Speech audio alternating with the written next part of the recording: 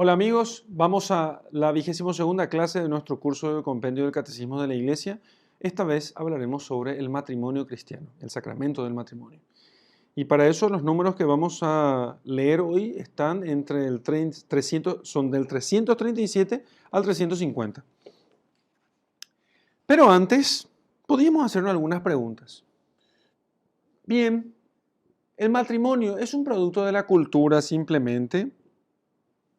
Que muchos piensan que es un producto de la cultura y que entonces si es un producto meramente cultural, podría ser modificado si no estuviera enraizado en la naturaleza misma del hombre. Ahora, el sacramento del matrimonio, ¿qué añade al pacto que ya existe entre el hombre y la mujer? Eso es un tema muy interesante. ¿Qué añade a ese pacto? Porque ciertamente el matrimonio es algo que es un producto cultural, ¿cierto? Pero no en sentido de que es una cosa simplemente cambiante, porque algunos piensan en la cultura como una cosa meramente cambiante, sino más bien como un producto del cultivo del espíritu humano, que el hombre, entendiendo su naturaleza, ve que el matrimonio es el modo como él puede hacer bien a su naturaleza, como su naturaleza se completa. El matrimonio ciertamente tiene un grandísimo valor para el futuro, pero ¿por qué tiene valor para el futuro de la iglesia y de la sociedad? Y hoy ciertamente la estabilidad del matrimonio se encuentra en gravísimo peligro.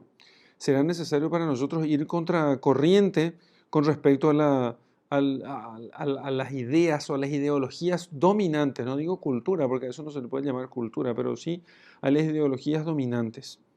Así que, ¿qué tendrían que ofrecer las comunidades cristianas a los matrimonios? Veremos todo eso en esta lección. Vayamos ahora a un texto de las Sagradas Escrituras. Mateo capítulo 19, versículos 3 al 6. Dijo el Señor: ¿no habéis leído que el Creador desde el comienzo los hizo varón y mujer, y que dijo: por eso dejará el hombre a su padre y a su madre y se unirá a su mujer, y los dos se harán una sola carne? De manera que ya no son dos, sino una sola carne. Pues bien, lo que Dios ha unido, no lo separe el hombre. Es el texto clásico, ¿eh? Además se lee en la ceremonia del matrimonio y es el que sustenta el sacramento del matrimonio. El matrimonio ocupa un lugar muy importante en la misión de la iglesia. Gracias a las familias cristianas, la iglesia crece, porque las familias tienen hijos y estos hijos se hacen cristianos gracias a la educación de los padres cristianos. Alguno podría pensar, pero eso es una función demasiado utilitaria del matrimonio, como si el matrimonio fuese simplemente para procrear. Justamente, uno de los fines del matrimonio es la procreación. Y ciertamente el matrimonio, tradicionalmente hablando, está para traer el matrimonio cristiano, porque la unión de un hombre y una mujer, y eso a pesar de los anticonceptivos, la unión de un hombre y una mujer está orientada a la procreación.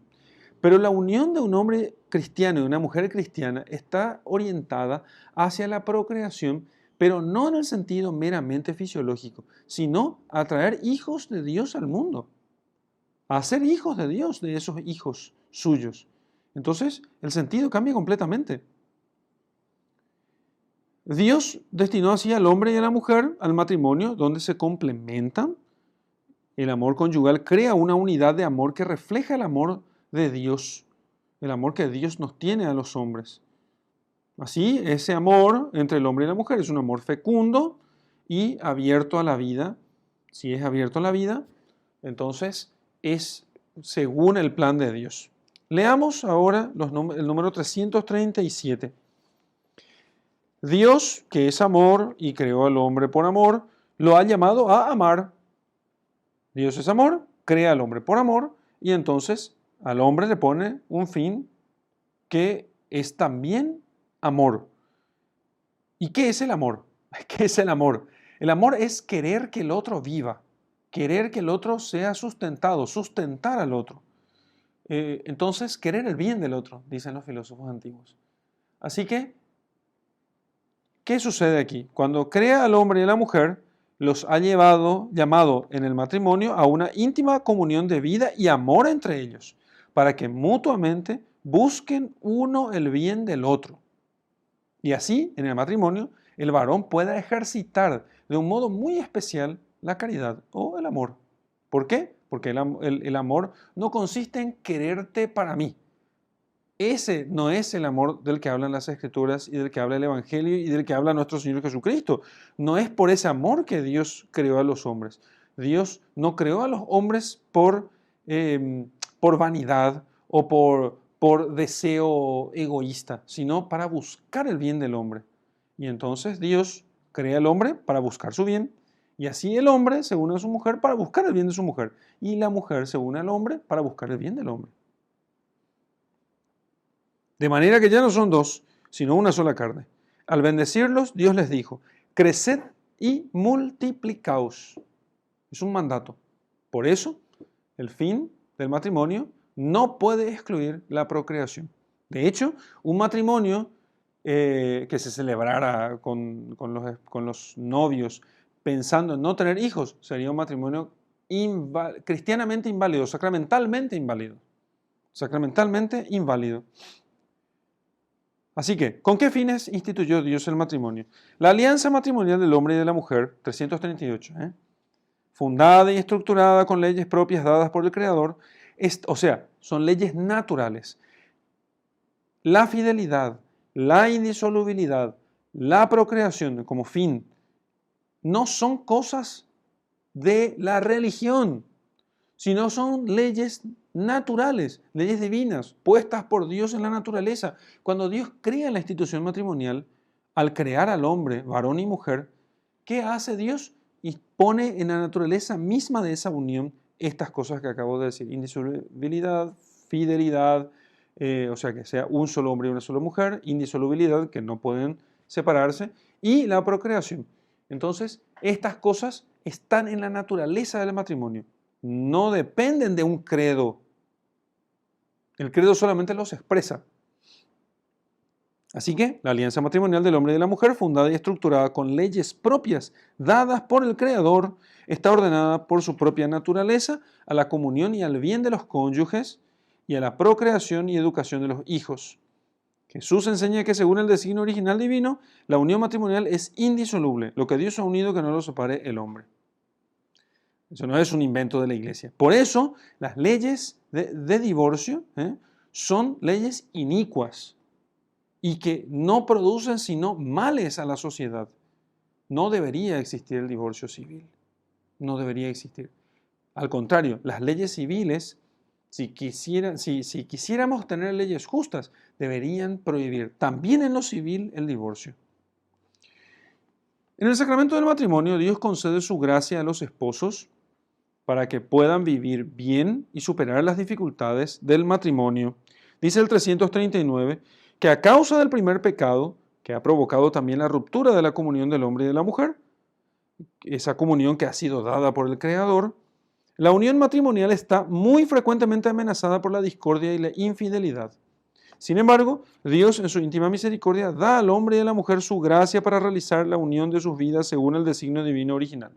Y ese sacramento lo que da a los novios, a los esposos, mejor dicho, es una ayuda especial para no fallar.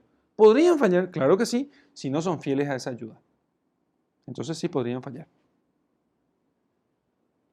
Con Jesucristo se va a revelar definitivamente el ideal del matrimonio. ¿Qué significa esto? Que nosotros no entendemos el matrimonio hasta que llegue a Jesucristo, porque Jesús va a hacer que se vea realmente cuál es el sentido último del matrimonio. El sentido que Dios quiso desde el principio, al crear al hombre.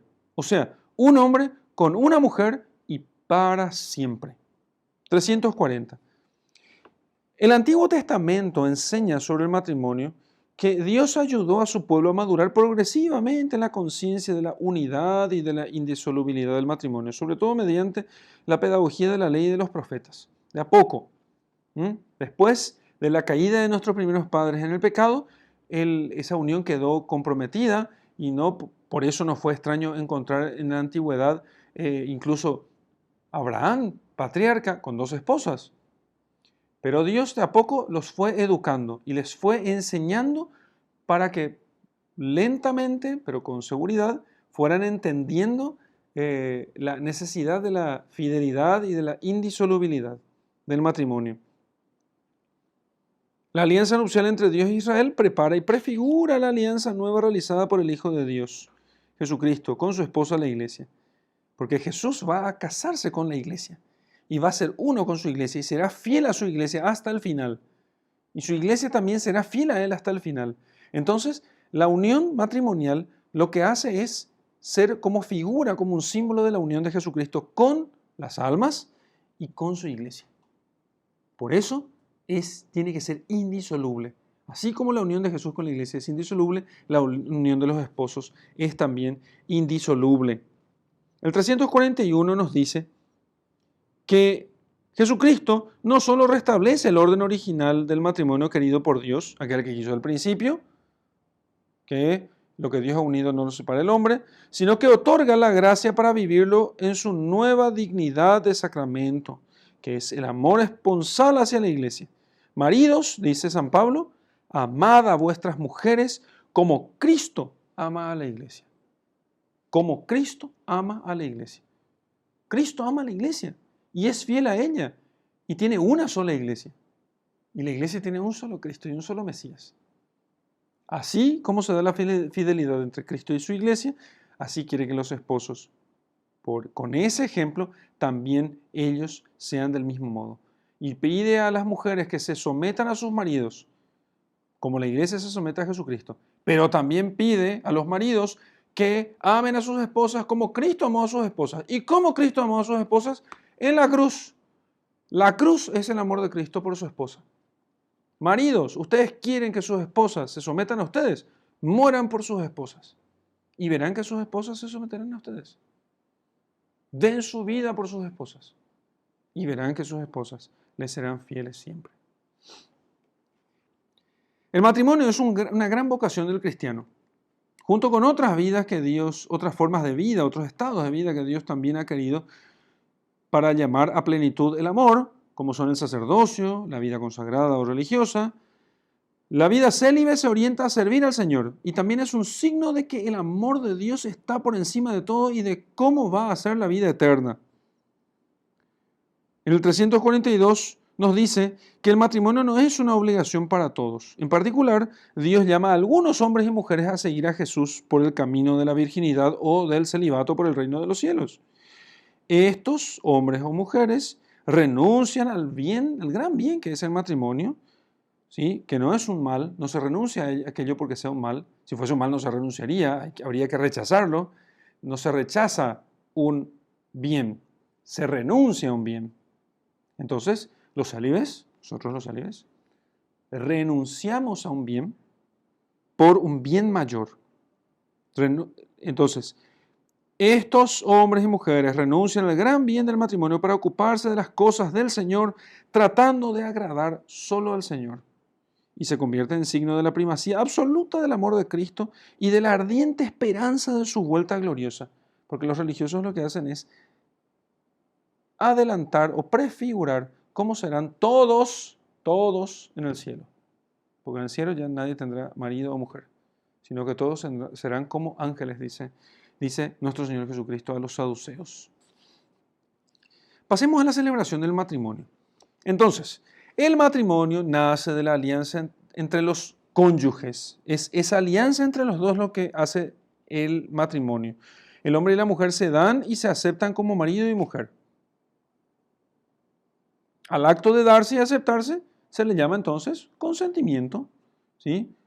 ¿Quieres recibir fulano de tal? ¿Quieres recibir a fulana como tu esposa y prometes serle fiel en la alegría y en la tristeza, en la salud y en la enfermedad y así amarla y respetarla todos los días de tu vida? Y él dice, sí quiero. Muy bien. Está a la mitad del sacramento, digamos así. Y luego se le pregunta a la mujer, fulana, ¿aceptas a fulano como tu esposo y prometes serle fiel en las alegrías, en las penas, en la salud y en la enfermedad todos los días de tu vida hasta que la muerte los separe? Sí quiero. Y ahí se completa. Al darse el consentimiento de los dos. ¿sí? Eso es lo que hace el sacramento. Por eso el acto de darse y aceptarse se llama consentimiento. Los ministros de este sacramento son los contrayentes del matrimonio. No es el sacerdote ni el diácono ni nadie, porque podría excepcionalmente también ser un laico, podría ser un laico. ¿Por qué? Porque los contrayentes son los novios, los esposos. Entonces, aunque se necesita un testigo autorizado por la iglesia, que ordinariamente es el párroco, pero el párroco puede delegar en un diácono, y el obispo podría delegar excepcionalmente aquello en un laico, ¿sí? En mi diócesis hay unas parroquias atendidas por religiosas porque no hay sacerdotes suficientes, y estas religiosas son testigos autorizados y ellas pueden hacer de testigos en el matrimonio. Entonces, cuando la gente dice, quiero que el padre fulano me case, bueno, en realidad yo no caso a nadie, yo solamente soy testigo autorizado de aquel matrimonio. Vayamos al 343. Dado que el matrimonio se constituye a los cónyuges en un estado público de vida en la iglesia, su celebración litúrgica es pública en presencia del sacerdote o de un testigo cualificado de la iglesia y de otros testigos. Y el 344 nos dice que el consentimiento matrimonial es la voluntad expresada por un hombre y una mujer de entregarse mutua y definitivamente con el fin de vivir una alianza de amor fiel y fecundo, puesto que el consentimiento hace al matrimonio resulta indispensable e insustituible. Tiene que haber consentimiento. Si no hay consentimiento, no hay matrimonio. Para que el matrimonio sea válido, el consentimiento debe tener como objeto el verdadero matrimonio y ser un acto humano, consciente y libre, no determinado por la violencia o la coacción. Tiene que ser libre, tiene que ser consciente y tiene que estar pensando en el matrimonio cristiano, o sea, que sea solo con una persona, para siempre y abiertos a la vida. No hay esas condiciones, no hay matrimonio. Y eso es lo que hace que muchos matrimonios sean inválidos. Y después se dan cuenta. Después se dan cuenta. Muchos matrimonios son inválidos justamente porque ellos no consideran todas las condiciones. Por eso es tan necesario los cursillos preparatorios o prematrimoniales, para que los contrayentes conozcan a qué se están comprometiendo, que sepan también que Dios les va a ayudar, pero que se comprometan realmente a aquello. Así que, ahora el efecto del matrimonio.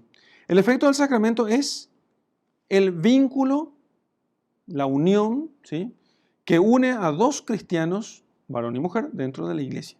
Nadie puede disolver este vínculo, nadie. Solo la muerte. Así que, y ahí entonces lo que se hace es fundar una familia que es una iglesia doméstica. Vayamos al 346. El sacramento del matrimonio crea entre los cónyuges un vínculo perpetuo y exclusivo, uno con una y nadie más. Dios mismo ratifica el consentimiento de los esposos. Por tanto, el matrimonio rato y consumado entre bautizados no podrá ser nunca disuelto, ratificado por Dios y consumado por la unión de los esposos. Cuando se unen ellos, queda consumado el matrimonio. Por otra parte, este sacramento confiere a los esposos la gracia necesaria, o sea, la ayuda de Dios, para alcanzar la santidad en la vida conyugal, y acoger y educar responsablemente a los hijos. El sacramento no solamente los vincula de forma indisoluble, sino que además les promete, les asegura, les garantiza las ayudas de Dios para poder ser fieles uno al otro y además educar a sus hijos. Entonces, los esposos no tienen que tener miedo.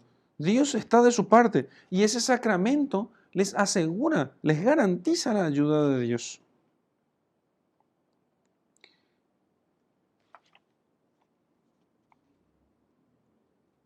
El hecho de que esa idea de familia doméstica, perdón, de iglesia doméstica, que es la familia, es un efecto justamente del sacramento. La familia cristiana, dice el 350, es llamada iglesia doméstica porque manifiesta y realiza la naturaleza comunitaria y familiar de la iglesia en cuanto familia de Dios. Cada miembro de la familia, según su propio papel, ejerce el sacerdocio bautismal, porque todos son sacerdotes por el bautismo, o sea, todos están obligados a ofrecer sacrificios espirituales agradables al Padre. Por eso tienen que ir a misa los domingos, porque están llamados a ofrecer ese sacrificio al Padre.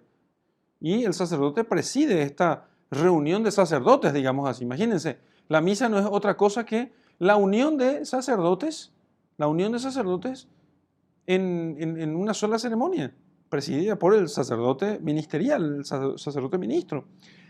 Y la familia es iglesia doméstica porque todos ellos bautizados, también ellos juntos, bajo la autoridad de los padres y principalmente del varón, ellos ofrecen sacrificios espirituales a Dios. Cada miembro, según su propio papel, ejerce el sacerdocio bautismal, contribuyendo a hacer de la familia una comunidad de gracia y de oración, escuela de virtudes humanas y cristianas y lugar del primer anuncio de la fe a los hijos. Allí es donde se engendran los cristianos. Y depende de ellos, de esa familia fundamentalmente, que haya buenos cristianos. Veamos algunas situaciones especiales para poder concluir con este capítulo. ¿Cuáles son estas situaciones especiales?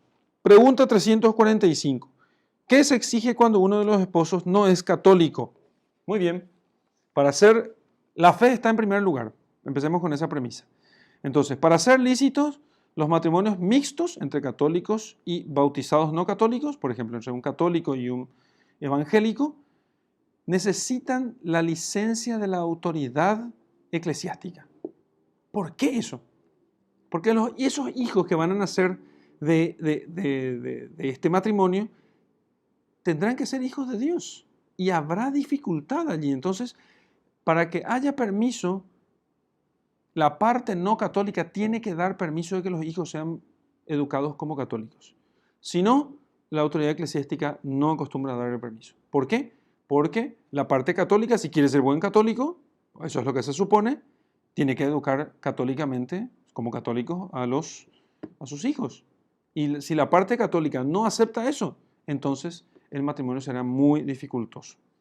Y la salvación está en primer lugar. Entonces, la iglesia tiene que asegurar la salvación de sus hijos. Los matrimonios con disparidad de culto entre un católico y un no bautizado, eso es otra cosa, para ser válidos necesitan una dispensa dada por el obispo. En todo caso, es esencial que los cónyuges no excluyan la aceptación de los fines y las propiedades esenciales del matrimonio: fidelidad, indisolubilidad y procreación. Y que el cónyuge católico confirme el compromiso, conocido también por el otro cónyuge, de conservar la fe, no puede él convertirse a otra religión, y asegurar el bautismo y la educación católica de los hijos. ¿Por qué todo esto? Porque se quiere asegurar la salvación de la parte católica y después de los hijos que nacerán. Para que vean ustedes que los católicos estamos muy firmes en la convicción de que nosotros profesamos la fe verdadera. Ahora, en el 347, otra situación, ¿cuáles son los pecados gravemente contrarios al sacramento del matrimonio? Bueno, los pecados gravemente contrarios a este sacramento son los siguientes: el adulterio, ¿sí? Que un hombre o mujer casados ya tengan relaciones sexuales con otra persona, fuera de su matrimonio.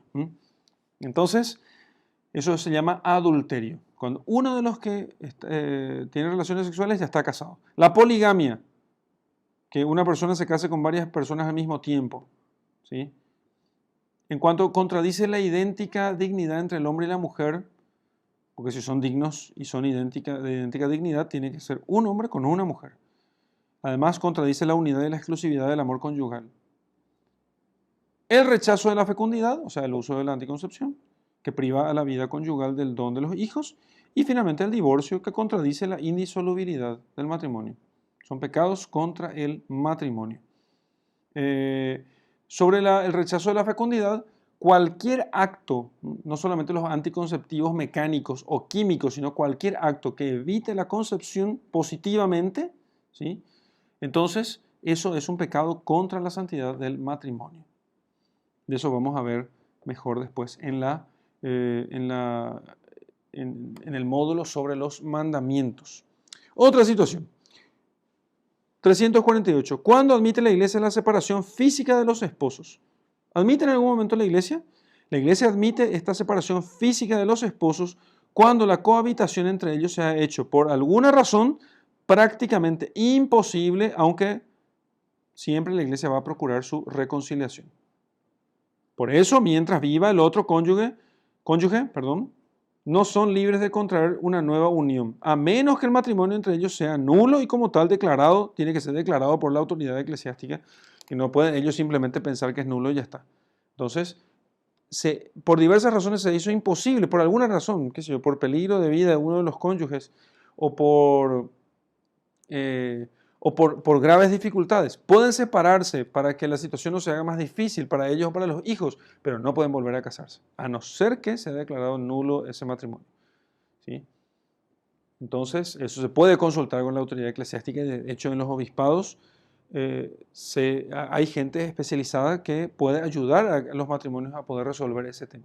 Pero siempre hay que buscar, en primer lugar, la reconciliación. Una última cuestión, el número 349. ¿Cuál es la actitud de la iglesia hacia los divorciados vueltos a casar? Los que se divorciaron, bueno, es una impropiedad decir que se volvieron a casar. Están en adulterio. Los divorciados que están con otra pareja están en adulterio. Entonces, la iglesia, el catecismo dice que fiel al Señor, la iglesia no puede reconocer como matrimonio la unión de divorciados vueltos a casar civilmente. Hacia ellos, la iglesia muestra una atenta solicitud, o sea, atención, y les interesa lo que sucede con ellos, invitándoles a una vida de fe, a la oración, a las obras de caridad, a la educación cristiana de los hijos, pero no pueden recibir ni la absolución sacramental, ni acercarse a la comunión eucarística, ni ejercer ciertas responsabilidades eclesiales mientras dure tal situación, que contrasta objetivamente con la ley de Dios. Ese es el punto, y queda claro la cuestión en el catecismo de la Iglesia Católica. Entonces, ¿qué tienen que hacer estas personas? Rezar, es lo que les pido yo siempre a la gente, y que vengan a misa. No van a poder comulgar, no pueden recibir la absolución sacramental, es una cosa, es una tragedia en el orden de la gracia, pero que no dejen de rezar, que Dios les dará alguna salida. No hablaré aquí de las salidas posibles, pero Dios da salidas. Lo he visto. Entonces, ¿qué les digo a las parejas que están en adulterio? Recen. De verdad, recen. Recen el rosario diariamente. Y la Virgen orará milagros. Les sacará de aquel estado. Muy bien, para terminar esto, hablando del rosario, ¿sí? Hoy quiero invitarles a que recemos el rosario, ¿sí? Entonces quiero que busques, que ha sido siempre una oración que se rezó en común, en familia. Entonces, en el apéndice oracional lo que vas a buscar es los misterios del rosario y rezar uno de esos misterios. Y si no sabes rezar, vas a pedirle a alguien que te ayude a rezar el rosario. Hay mucha gente que sabe rezar el rosario y entonces podrás aprender así a hacer esta oración que luego podrás rezar con tu familia. Para concluir esto, vamos a hacer la oración que se encuentra al final de nuestro material que se encuentra en la descripción de este video. En el nombre del Padre, y del Hijo, y del Espíritu Santo. Amén. Señor Dios nuestro, en cuyos mandatos encuentra la familia su auténtico y seguro fundamento, atiende nuestras súplicas y concédenos que, siguiendo los ejemplos de la Sagrada Familia, practicando las virtudes domésticas y manteniendo vivo el amor, lleguemos a gozar de los premios de tu reino. Por Cristo nuestro Señor. Amén. Y que el Señor les bendiga a todos ustedes. En el nombre del Padre, del Hijo y del Espíritu Santo. Amén.